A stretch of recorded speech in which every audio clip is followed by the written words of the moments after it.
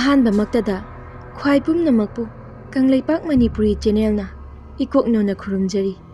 Ngasisu mayamgi nungainabagidamakta Amaibi sunitagi epi-2 puduna lakjari. Wari sibu lanthokjaba matamda soiki lankiba yarbasu mayamna ngakpigani. Phare mayam, adudi wari asi lanthokjaraklagi. Sakhi, hoi, aine yum hek yaubaga imana haibadumak taujarage. Adu oirabadi nangi plansu mai paklani. Ainasu thabak tawbada nungairani dana. Phare ima, adudi ai amu chacharage. Adwa thabak tudi imana phanaba tawbiraklo. Phare yauro. Aina phanaba solaage. Sakhi, Amaibi sunitagi manaktagi yamna harauna halaami. Aduga mayum yorokpaga mamong nupi thababu kauduna hairi. Hai, thaba, tabra nangbo? Amuktane mapanda thoglau. Manemna kaurakpa aduda thabasu ingak-ngakna mapanda thuna tholaktuna hairakami. Kay haige ima, ai thabak tawringaida tahaudre. Kaysu tawdeda. Kari insang thonglage nangbo? Ima, ngasidi iromba amaga kanghau amaga tawre. Sakhi, afaba saribani haidana tapnaga khumlakami. Phare, imasu charage. Ado ibungobu thabak chakhrabro? Chatkre ima. Ngasidi thabak yami haidana. Ado ngaikhoni bema. Nangbu mirole isu phanglani haibadaine. Thabasu manemnaga adumnaga hangakpa adudadi harauna khumlakami. Hoi ima, nasu uba phanglani. Tha ahumdi suramle ima. Sakhi, machinda harauba saduna noktuna hairaklam. Phare, nungaireda idea. Nahan khai waramba mayamdo isu uradi kharadi pharani dana. Lao, imagi jak thiru lao. Sakhi, si hairamduna imungda thuna changkhirami. Thabasu manemgi matau asida angakpa haidu oirabani. Haraujabasu fauzari thaba. Thabasu imungda thuna changlaktuna manem Sakhigi chaktu thibirami. Ima, chakse sabiro. Awat apa leirabasu adum haibiro. Ai phi amani ta surkhige. Yare. Ima adum charage. Nangne nathaudo tawjaruro. Thaba thokiba ubaga Sakhi nokphet tawduna machinda amuksu solaami. Nang yumsida kayam kuina leiba ngambano haibado yengba taredana. Ichagidi mama aina matik chabi imau ama thigani. Somdana yaifa angaubagum lambi lamjauda koichet chatuna leiri. Ningsinglai haukraba matam amasu. Thaba kayam kuirage ngaiba? Yaifa kuireda. Ado kaygino nangna thengna thoglaisibo? Kaida thengiba? Ima chak pijarambaga lakpasibu. Aidi nang uningbana ngaibe yamna warabado. Is yam paktre. Ado noigi imungna aibu mamau oina lausingadra. Moina yadragasu aina yarisidi. Lep tawba aina leplabadi yaraba natro. Nangna aigi leplasu noi ima hoina yadradi ai nungaina leiba phangloi. Thabagi wadu taraga yaifa thuna haugatkiduna thabada sauna hairi. Adu oiragana aikhoi ani toknarase haibro? Nang aiga kainaba ngamadra? Asumna yaifana saugalakpa aduda noktuna tapna hairi. Adu ngamdabagi natro ngasi phauba nanga loinarise? Nangdi nupane aina nupi. Khangde nupi oibigi mapokse yamna toli haine. Aina nangidamakta leplibasini. Sida nangna kaisu waningai leite thaba. Ai nangbu yamna nungsi. Thaba yaifada muna yengduna kauraami. Yaifa tanja aduda yaifa ningsinglamba manglandu gyan taraktuna akoibadu koilei leiduna yenglaami. Boinaw, kanano nangna yenglidubo? Natte mina kaubaga tadringkai kai khalinoba. Yaifa Kanamtagi wakhal khandeda ita. Khangni nangido thabagi wakhal oiramganine. Ita ai mabu yamna nungshi. Ai mabu kauge haiba sungam ngamde. Aduk yam nungsiragana kok loksilodana kaino. Ita adubu oithokba yabro. Madi mau oikrabani. Nang nabu pamladi ita hayuni. Nong matang oirasu nangi oihange.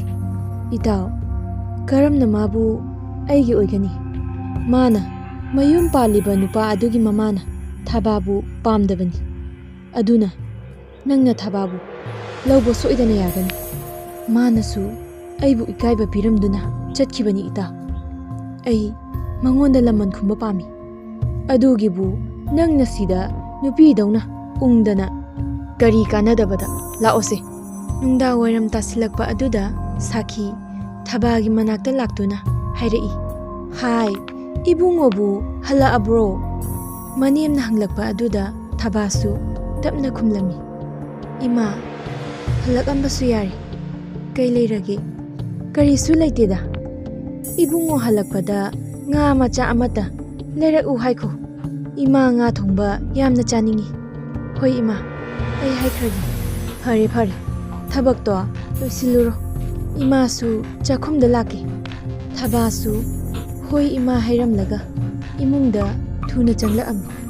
Thabana hairakpagi matung ina punsibasu thabak halakpada nga ama leiduna halaami. Sakhisu macha nupabu halakpa ubada hangaami. Ibungo nangbula abro. Aina nga leirak u haibadudi leirakpo. Punsibasu mamada onsinduna hairai. Leirak e ima. Karigi leirak oidoribano. Imana chaningi haibabo. Phare phare. Nang semao. Ima su chakhumda laagi. Hoi ima. Lao. Si haiduna. Punsiba imungda changlaktuna. Nga dubu semlami. Nga semba loiraga. Thabada bisinduna hairai. Nangbu thongba ngamgadro. Ai thongbiura. Yanida. Ai adum thongge. Ngasidi ima susani haibani. Imana gyan tarakpase aidi yamna nungai. Thabagi waduda punsibasu noktuna hairai. Macha mamo oiba aikhoidabu mama oibisingna kayam kuina sauba ngamgani. Hoi hoi. Ado nang ngihak potharuro. Ai insangse loisilaagi. Aisu adum leige kaino. Nang sune chakto adum thong. Ai leiradi thongbaga yadro. Wathido swaida nganglanu. Ima changa adi chopchani. Changa asu kaidogi. Moisu siguma matangse kalangpote. Asumna wari saringaida Sakhisu changlaktuna macha nupa punsibada hairai. Ibungo nang ngado semba loiradi ngaihak potharuru. Imauga iga chak thonghaugi ngasidi.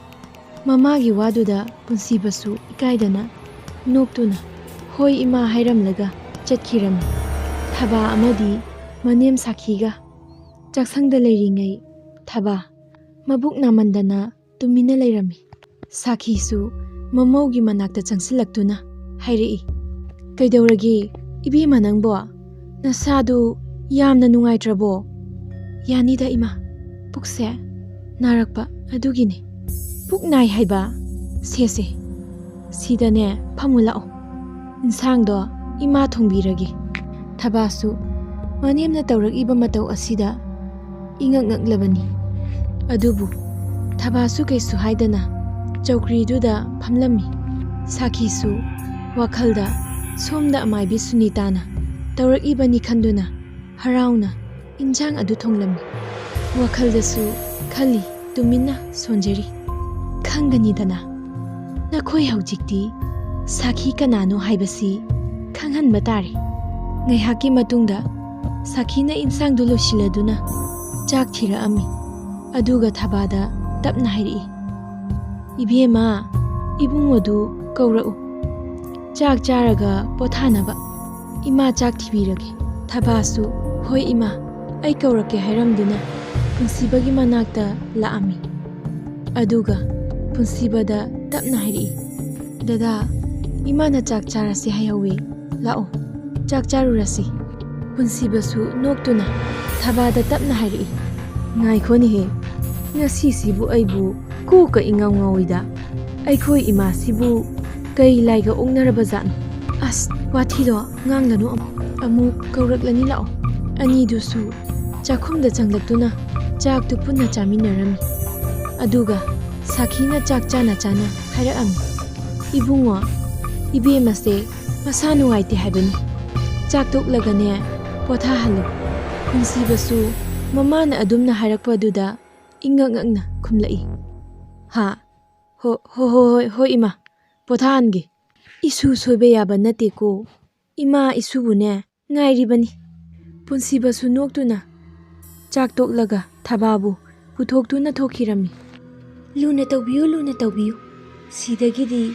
ꯈꯤꯇꯪ ꯉꯥꯏꯔꯕꯅꯤ ꯁꯤꯒꯗꯕ ꯈꯪꯅꯤꯗꯅ ꯅꯈꯣꯏ ꯑꯩꯅ ꯍꯥꯏꯕ ꯏꯟꯗꯕ ꯃꯆꯥ ꯅꯣꯏꯗꯤ ꯋꯥꯖꯧ ꯑꯍꯤꯡꯒꯤ ꯃꯇꯝꯅꯤ ꯊꯕꯥ ꯃꯕꯨꯛ ꯑꯗꯨ ꯀꯟꯅ ꯊꯤꯟꯕ ꯂꯦꯡꯕ ꯍꯧꯔꯛꯂꯝꯃꯤ ꯑꯗꯨꯝꯅ ꯇꯧꯔꯛꯄ ꯑꯗꯨꯗ ꯄꯨꯟꯁꯤꯕꯁꯨ ꯃꯤꯀꯞ ꯊꯣꯛꯂꯛꯇꯨꯅ ꯍꯪꯂꯛꯑꯝꯃꯤ ꯊꯕꯥ ꯇꯥꯕ꯭ꯔꯣ ꯀꯩꯗꯧꯔꯒꯦ ꯅꯪꯕꯣ ꯁꯦ ꯇꯥꯕ꯭ꯔꯣ ꯊꯕꯥ ꯗꯗꯥ ꯑꯩ ꯌꯥꯝꯅ ꯋꯥꯔꯦ ꯄꯨꯛꯁꯦ ꯀꯩꯅꯣꯝ ꯇꯧꯔꯦ ꯑꯩ ꯁꯤꯗꯧꯔꯦ ꯏꯃꯥ ꯄꯨꯟꯁꯤꯕ ꯉꯥꯛꯇꯪꯗꯨꯗ ꯇꯧꯔꯛꯏꯕꯗꯨ ꯀꯔꯤꯅꯣ ꯈꯟꯕꯗ ꯉꯥꯎꯔꯝꯃꯤ ꯇꯧꯐꯝ ꯈꯪꯗꯅ ꯄꯨꯟꯁꯤꯕ ꯉꯥꯏꯍꯥꯛ ꯇꯨꯃꯤꯟꯅ ꯂꯩꯔꯝꯃꯤ ꯉꯥꯏꯍꯥꯛ ꯂꯩꯔꯒ ꯃꯃꯥ ꯁꯥꯈꯤꯕꯨ ꯀꯧꯗꯨꯅ ꯍꯥꯏꯔꯝꯃꯤ ꯏꯃꯥ ꯊꯕꯥꯁꯦ ꯀꯩꯅꯣꯝ ꯇꯧꯈ꯭ꯔꯦ ꯏꯃꯥ ꯑꯝꯇ ꯂꯥꯛꯑꯣ ꯁꯥꯈꯤꯁꯨ ꯑꯐꯕꯤ ꯁꯥꯗꯨꯅ ꯀꯥꯗꯨꯗ ꯆꯪꯉꯛꯑꯒ ꯍꯪꯉꯛꯑꯝꯃꯤ ꯍꯥꯏ ꯀꯩꯗꯧꯔꯦ ꯍꯥꯏꯕꯅꯣꯅꯦ ꯏꯃꯧꯕꯣ ꯀꯩꯗꯧꯔꯦꯕ ꯈꯪꯗꯦ ꯏꯃꯥ ꯃꯁꯥꯁꯦ ꯃꯕꯨꯛ ꯅꯥꯏ ꯍꯥꯏꯗꯅ ꯁꯤꯕු ꯃꯥꯏꯕꯤꯒꯤ ꯃꯅꯥꯛꯇ ꯄꯨꯕꯅ ꯐꯒꯗ꯭ꯔꯥ ꯃꯆꯥꯒꯤ ꯋꯥꯗꯨꯗ ꯁꯥꯈꯤ ꯃꯍꯥꯛꯅ ꯇꯧꯔꯤꯕ ꯄꯨꯝꯕꯁꯤ ꯆꯤꯡꯅꯈ꯭ꯔꯅꯤ ꯍꯥꯏꯗꯅ ꯃꯆꯥꯗ ꯌꯦꯡꯗꯨꯅ ꯍꯥꯏꯔꯛꯏ ꯁꯤꯗꯤꯅꯦ ꯑꯉꯥꯡꯁꯦ ꯎꯅꯔꯝꯗꯥꯏꯒꯤꯅꯤꯅꯦ ꯆꯠꯂꯨ ꯒꯥꯔꯤ ꯑꯃ ꯋꯥꯏꯔꯒ ꯍꯣꯁꯄꯤꯇꯥꯜꯗ ꯄꯨꯁꯤ ꯄꯨꯟꯁꯤꯕꯁꯨ ꯉꯥꯛꯇꯪꯗꯨꯗ ꯇꯧꯐꯝ ꯈꯪꯗꯅ ꯃꯃꯥꯅ ꯍꯥꯏꯕꯗꯨꯃꯛ ꯇꯧꯔꯝꯃꯤ ꯒꯥꯔꯤ ꯋꯥꯏꯔꯒ ꯊꯕꯥꯕꯨ ꯍꯣꯁꯄꯤꯇꯥꯜꯗ ꯄꯨꯈꯠꯂꯝꯃꯤ ꯍꯣꯁꯄꯤꯇꯥꯜ ꯌꯧꯔꯗꯨꯅ ꯗꯣꯛꯇꯔꯁꯤꯡꯗꯨ ꯀꯣꯏꯆꯦꯟ ꯆꯦꯟꯗꯨꯅ ꯊꯕꯥꯕꯨ ꯌꯦꯡꯂꯝꯃꯤ ꯉꯥꯏꯍꯥꯛ ꯂꯩꯔꯒ ꯗꯣꯛꯇꯔꯁꯤꯡꯗꯨꯁꯨ ꯊꯣꯛꯂꯛꯂꯝꯃꯤ ꯄꯨꯟꯁꯤꯕꯁꯨ ꯗꯣꯛꯇꯔꯒꯤ ꯃꯅꯥꯛꯇ ꯆꯪꯁꯤꯟꯗꯨꯅ ꯍꯪꯂꯝꯃꯤ ꯗꯣꯛꯇꯔ ꯀꯃꯥꯏ ꯇꯧꯔꯦ ꯗꯣꯛꯇꯔ ꯑꯗꯨꯅ ꯄꯨꯟꯁꯤꯕꯗ ꯌꯦꯡꯂꯗꯨꯅ ꯅꯨꯡꯉꯥꯏꯇꯅ ꯍꯥꯏꯔꯛꯏ ꯃꯃꯥꯒꯤ ꯐꯤꯕꯝꯗꯤ ꯀꯩꯁꯨ ꯇꯧꯗ꯭ꯔꯦ ꯑꯗꯨꯕꯨ ꯑꯉꯥꯡꯗꯤ ꯀꯟꯕ ꯉꯝꯍꯧꯗ꯭ꯔꯦ ꯄꯨꯟꯁꯤꯕ ꯗꯣꯛꯇꯔꯒꯤ ꯋꯥꯗꯨꯗ ꯌꯥꯝꯅ ꯅꯨꯡꯉꯥꯏꯖꯔꯝꯗꯦ ꯌꯥꯝꯅꯁꯨ ꯀꯞꯂꯝꯃꯤ ꯁꯥꯈꯤꯗꯤ ꯗꯣꯛꯇꯔꯒꯤ ꯋꯥꯗꯨꯗ ꯃꯥꯒꯤ ꯑꯅꯤꯡꯕ ꯑꯄꯥꯝꯕꯗꯨ ꯊꯨꯡꯂꯦ ꯈꯟꯖꯔꯝꯃꯤ ꯑꯗꯨꯕꯨ ꯀꯞꯁꯤꯟꯅꯗꯨꯅ ꯃꯆꯥꯅꯨꯄꯥꯕꯨ ꯊꯦꯝꯗꯨꯅ ꯍꯥꯏꯔꯛꯏ ꯁꯥꯈꯤ ꯏꯕꯨꯡꯉꯣ ꯁꯦ ꯏꯁꯣꯔꯒꯤ ꯅꯣꯡꯗꯝꯕꯨ ꯀꯅꯥꯅ ꯀꯟꯕ ꯉꯝꯒꯅꯤ ꯆꯠꯈ꯭ꯔꯕꯗꯤ ꯆꯠꯈ꯭ꯔꯦ ꯃꯇꯨꯡ ꯇꯥꯔꯛꯄꯗ ꯃꯌꯥꯝ ꯑꯃ ꯂꯩꯔꯤ ꯅꯈꯣꯏ ꯑꯅꯤꯁꯨ ꯅꯍꯥ ꯌꯥꯝꯅ ꯑꯣꯏꯔꯤ ꯅꯪꯅ ꯑꯗꯨꯝꯅ ꯅꯨꯡꯉꯥꯏꯇꯕ ꯃꯇꯧꯗꯨ ꯎꯠꯂꯕꯗꯤ ꯏꯃꯧꯁꯤꯗꯤ ꯀꯝꯗꯧꯅꯤ ꯄꯨꯟꯁꯤꯕꯁꯨ ꯃꯃꯥꯅ ꯍꯥꯏꯔꯛꯏꯕꯗꯨ ꯆꯨꯝꯃꯤ ꯈꯜꯂꯗꯨꯅ ꯊꯕꯥꯒꯤ ꯃꯅꯥꯛꯇ ꯆꯪꯂꯛꯑꯝꯃꯤ ꯊꯕꯥꯁꯨ ꯃꯃꯤꯠ ꯍꯦꯛ ꯁꯤꯡꯂꯛꯄꯒ ꯄꯨꯟꯁꯤꯕꯗ ꯃꯆꯥꯕꯨ ꯍꯪꯂꯛꯑꯝꯃꯤ ꯄꯨꯟꯁꯤꯕ ꯊꯕꯥꯒꯤ ꯋꯥꯗꯨꯗ ꯈꯨꯝꯐꯝ ꯈꯪꯂꯝꯗꯦ ꯑꯗꯨꯕꯨ ꯅꯨꯡꯉꯥꯏꯇꯕ ꯄꯨꯝꯕ ꯐꯥꯖꯤꯟꯗꯨꯅ ꯍꯥꯏꯔꯛꯏ ꯊꯕꯥ ꯏꯆꯥꯗꯣ ꯑꯩꯈꯣꯏꯒꯤ ꯏꯔꯛꯇ ꯇꯤꯜꯂꯨ ꯇꯝꯂꯝꯗ꯭ꯔꯦ ꯁꯦ ꯀꯔꯤꯁꯨ ꯈꯜꯂꯅꯨ ꯃꯇꯝ ꯌꯥꯝꯅ ꯂꯩꯔꯤ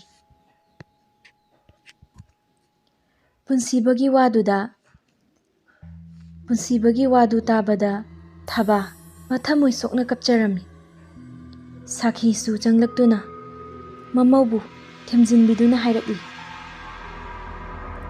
ꯏꯕꯦꯝꯃ ꯀꯔꯤꯁꯨ ꯈꯜꯂꯨꯅꯨ ꯏꯃꯧꯁꯤꯗꯤ ꯃꯇꯨꯡꯗꯅꯦ ꯏꯁꯨ ꯃꯌꯥꯝ ꯑꯃ ꯌꯥꯎꯔꯛꯈꯤꯅꯤ ꯁꯦ ꯌꯨꯝꯗ ꯍꯟꯅꯕ ꯇꯧꯁꯤ ꯄꯨꯟꯁꯤꯕ ꯃꯃꯥꯒꯤ ꯋꯥꯗꯨꯗ ꯑꯃꯨꯛ ꯍꯥꯏꯔꯛꯑꯝꯃꯤ ꯏꯃꯥ ꯗꯣꯛꯇꯔꯅꯕꯨ ꯍꯟꯕ ꯌꯥꯔꯅꯤ ꯍꯥꯏꯕ꯭ꯔꯣ ꯁꯥꯈꯤ ꯃꯊꯃꯣꯏꯗꯗꯤ ꯌꯥꯝꯅ ꯁꯥꯎꯅꯤꯡꯂꯕꯅꯤ, ꯑꯗꯨꯕꯨ ꯐꯥꯊꯗꯨꯅ ꯍꯥꯏꯔꯛꯑꯝꯃꯤ꯫ ꯑꯩꯅꯅꯦ ꯍꯪꯉꯨꯔꯕꯅꯤ, ꯌꯥꯔꯅꯤ ꯍꯥꯏꯔꯛꯏ꯫ ꯄꯨꯊꯔꯁꯤ ꯌꯨꯝꯗ ꯑꯣꯏꯅ, ꯃꯁꯥꯁꯦ ꯀꯟꯅꯕ ꯇꯧꯔꯨꯔꯁꯤ꯫ ꯄꯨꯟꯁꯤꯕꯅꯁꯨ ꯃꯃꯥꯒꯤ ꯋꯥꯗꯨꯗ ꯐꯔꯅꯤ ꯈꯜꯂꯗꯨꯅ ꯃꯌꯨꯝꯗ ꯄꯨꯊꯔꯛꯑꯝꯃꯤ꯫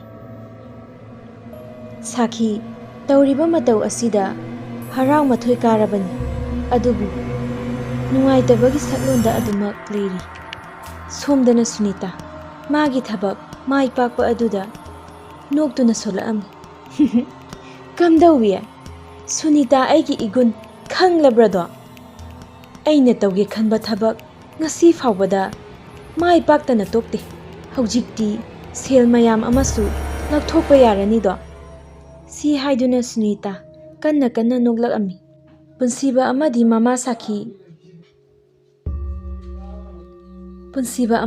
ꯃꯃꯥ ꯁꯥꯈꯤꯅ ꯊꯥꯕꯥꯕꯨ ꯌꯨꯝꯗ ꯄꯨꯊꯔꯛꯇꯨꯅ ꯁꯦꯕꯥ ꯇꯧꯔꯝꯃꯤ꯫ ꯁꯥꯈꯤ, ꯐꯔꯦ ꯐꯔꯦ, ꯉꯁꯤꯒꯤꯗꯤ ꯄꯣꯊꯥꯍꯜꯂꯣ, ꯏꯃꯥꯁꯨ ꯋꯥꯔꯦ, ꯇꯨꯝꯃꯨꯔꯒꯦ꯫ ꯄꯨꯟꯁꯤꯕ, ꯍꯣꯏ ꯏꯃꯥ, ꯄꯣꯊꯥꯕꯤꯔꯨꯔꯣ, ꯄꯨꯡꯁꯦ ꯊꯦꯡꯉꯦ, ꯑꯩꯅ ꯑꯗꯨꯃꯛ ꯁꯦꯟꯅꯍꯧꯔꯒꯦ꯫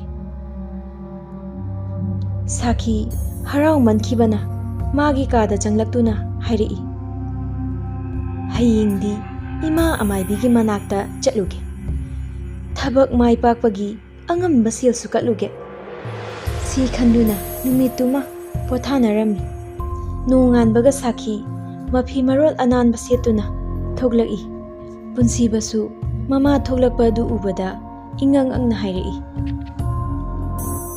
ꯏꯃꯥ, ꯅꯪꯗꯤ ꯀꯗꯥꯏꯗ ꯆꯠꯇꯣꯏꯅꯣ? ꯑꯩꯅꯗꯤ ꯅꯃꯧꯒ ꯂꯩꯃꯤꯟꯅꯍꯧ ꯍꯥꯏꯔꯒ꯫ ꯏꯕꯨꯡꯉꯣ, ꯏꯃꯥ ꯊꯕꯛ ꯑꯃ ꯆꯠꯇꯕ ꯌꯥꯗ꯭ꯔꯦ, ꯑꯗꯨ ꯑꯃꯨꯛꯇ ꯆꯠꯂꯨꯈꯤꯒꯦ꯫ ꯅꯪꯒꯤ ꯊꯕꯛꯇꯣ ꯀꯣꯟꯅ ꯆꯠꯂꯣ, ꯏꯃꯥ ꯉꯁꯤꯗꯤ ꯊꯦꯡꯂꯛꯄ ꯌꯥꯏ꯫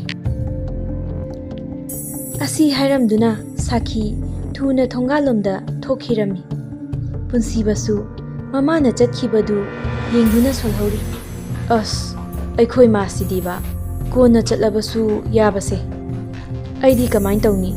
ꯊꯕꯛꯁꯨ ꯆꯠꯇꯕ ꯌꯥꯔꯣꯏ, ꯄꯩꯁꯥꯁꯨ ꯑꯃꯠꯇ ꯄꯥꯏꯗ꯭ꯔꯦ, ꯌꯨꯝꯗ ꯁꯨꯝ ꯂꯩꯔꯗꯤ ꯌꯥꯔꯔꯣꯏ꯫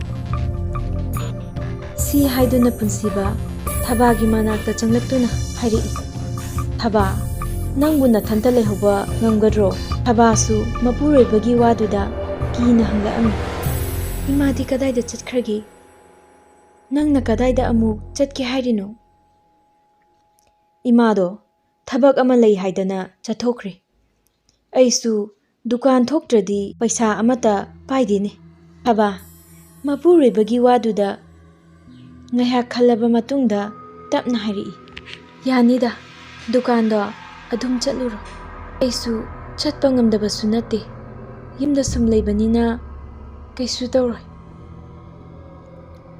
ꯐꯔꯦ ꯑꯗꯨꯗꯤ ꯑꯩ ꯅꯪꯒꯤ ꯆꯥꯛ ꯊꯣꯡꯕꯤꯔꯝꯂꯒꯦ, ꯑꯗꯨꯒ ꯗꯨꯀꯥꯟ ꯉꯥꯏꯍꯥꯛ ꯆꯠꯂꯨꯒꯦ꯫ ꯁꯤ ꯍꯥꯏꯗꯨꯅ ꯄꯨꯟꯁꯤꯕ ꯆꯥꯛꯈꯨꯝ ꯆꯪꯗꯨꯅ ꯆꯥꯛ ꯊꯣꯡꯈꯤꯔꯝꯃꯤ꯫ ꯊꯕꯥꯁꯨ ꯌꯨꯝꯁꯤꯗ ꯃꯊꯟꯇ ꯂꯩꯍꯧꯕꯁꯤ ꯀꯤꯔꯤꯕꯅꯤ꯫ ꯑꯀꯤꯕꯗꯨ ꯂꯣꯠꯁꯤꯟꯗꯨꯅ ꯃꯥ ꯃꯊꯟꯇ ꯌꯨꯝꯁꯤꯗ ꯂꯩꯍꯧꯕ ꯇꯥꯈꯤꯔꯝꯃꯤ꯫ ꯑꯁꯨꯝꯅ ꯄꯨꯟꯁꯤꯕꯅ ꯆꯥꯛ ꯊꯣꯡꯕꯤꯔꯝꯗꯨꯅ ꯃꯥꯁꯨ ꯊꯕꯛ ꯆꯠꯈꯤꯔꯝꯃꯤ꯫ ꯁꯣꯝꯗ ꯁꯥꯈꯤ ꯑꯃꯥꯏꯕꯤ ꯁꯨꯅꯤꯇꯥꯒꯤ ꯃꯅꯥꯛꯇ ꯂꯥꯛꯇꯨꯅ ꯍꯥꯏꯔꯛꯏ꯫ ꯏꯃꯥ, ꯑꯩꯒꯤ ꯅꯤꯡꯕꯁꯦ ꯉꯁꯤꯗꯤ ꯊꯨꯡꯂꯦ꯫ ꯑꯩꯒꯤ ꯑꯄꯥꯝꯕ ꯏꯃꯥꯅ ꯇꯧꯕꯤꯕꯁꯦ ꯑꯩ ꯌꯥꯝꯅ ꯄꯦꯜꯂꯦ꯫ ꯏꯃꯥꯅ ꯑꯄꯥꯝꯕꯗ ꯍꯥꯏꯌꯨ, ꯑꯩꯅ ꯁꯣꯏꯗꯅ ꯄꯤꯒꯅꯤ꯫ ꯑꯗꯨꯒ ꯉꯁꯤꯗꯤ ꯑꯩ ꯏꯃꯥꯒꯤꯗ ꯆꯥꯛ ꯆꯥꯔꯒ ꯍꯟꯗꯣꯏꯅꯤ꯫ ꯁꯥꯈꯤꯒꯤ ꯋꯥꯗꯨ ꯇꯥꯕꯗ ꯁꯨꯅꯤꯇꯥꯁꯨ ꯈꯥꯛꯅ ꯈꯥꯛꯅ ꯅꯣꯛꯇꯨꯅ ꯍꯥꯏꯔꯛꯏ꯫ ꯑꯩꯅ ꯇꯧꯕ ꯊꯕꯛꯄꯨ ꯁꯣꯏ ꯍꯥꯏꯕ꯭ꯔꯣ? ꯉꯁꯤꯗꯤ ꯉꯥ ꯆꯥꯁꯤ, ꯉꯥ ꯂꯩꯍꯜꯂꯨꯒꯦ, ꯅꯪꯁꯨ ꯆꯥꯔꯒ ꯍꯟꯈ꯭ꯔꯣ ꯉꯁꯤꯗꯤ꯫ ꯁꯤ ꯏꯃꯥ, ꯑꯩ ꯄꯩꯁꯥ ꯄꯤꯖꯒꯦ, ꯍꯔꯥꯎꯕ ꯐꯣꯡꯗꯣꯛꯄ ꯑꯣꯏꯅ ꯉꯁꯤꯗꯤ ꯄꯦꯟꯅ ꯆꯥꯊꯣꯛꯀꯦ꯫ ꯁꯤ ꯍꯥꯏꯗꯨꯅ ꯑꯅꯤꯗꯨ ꯀꯟꯅ ꯀꯟꯅ ꯅꯣꯛꯅꯔꯤ꯫ ꯅꯨꯡꯊꯤꯜꯒꯤ ꯃꯇꯝꯅꯤ꯫ ꯆꯥꯛ ꯇꯣꯛꯂꯒ ꯁꯨꯅꯤꯇꯥ ꯑꯃꯗꯤ ꯁꯥꯈꯤ ꯐꯠꯇ ꯂꯧꯁꯤꯡ ꯀꯌꯥ ꯇꯥꯟꯅꯗꯨꯅ ꯂꯩꯈꯤꯔꯝꯃꯤ꯫ ꯁꯥꯈꯤ, ꯏꯃꯥ, ꯑꯩꯗꯤꯅꯦ Mausi yumda leiba ngamdanaba taurosidda ngaire. Aigi wadi hatokrasu akaiba leite. Hoine hoine. Nangi apamba adumak aina taudoini. Adubu nang seldi pidaba yaroi. Aina tauriba thabakse phagi nate. Kaigi pidani ima. Aigi apamba taurinkai imagisu sel watlallo. Aise sakhi nine sakhi. Haina kiba wada ngakna chatna sine ima. Matamdi asumna haukibana punsibasu nungdawairamgi matam aduda yumda halaklami. Mayum yaubaga punsiba mangondagi Thababu kaurai. Thaba, hai Thaba, nangbu tabro? Ai halaine. Nangbu tumlibro? Thabana karimta khumlaktrabaduda punsibasu imungda changlakami. Hai Thaba, nangbu tumlibro? Kaubaga tadrisibo? Sandhya sida tumsilladi yararoine nangbo? Si haidana punsibana makhoigi kada changlakpada Thabadi leramkide. Punsiba karai chatkrabano nungdawaramsida masasu ngamdribanine. Si haidana punsiba ka khudingi changduna Thababu kauduna thirami. Kona thangda chakhumda changlakpada Thaba ikheng marakta taduna laikhirami. Punsiba adumna leiramba aduda pakhatna Thabagi manakta changduna Thabagi masadu konkhatpiduna kaplami. Machindasu pendana kanna nganglakami. Thaba, karino tauribasibo? Se hayo aingonda kanana taurino? Se Thaba. Punsibana kanna Thababu hogdoklibadu Thabadi taba kauba laikhidre. Punsiba Thababu konduna kapcharami. Thaba, aina nangbu nathanta tamlamni haidana nang aibu warorabro? Se nang amukta aina kaurise khumo Thaba. Sakhisu monda nungaina thongalda changlakami.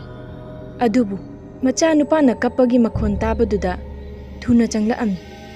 Oiramliba matau aduda Sakhisu ngakna macha nupada hanglai.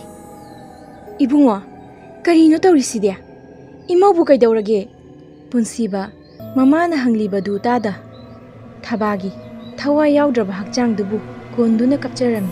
Sakhi mapan thongdadi kapsine adubu mathamoidadi apenbagi minok nokli. Sakhi amuksu oiramliba matausida angakpa pokli.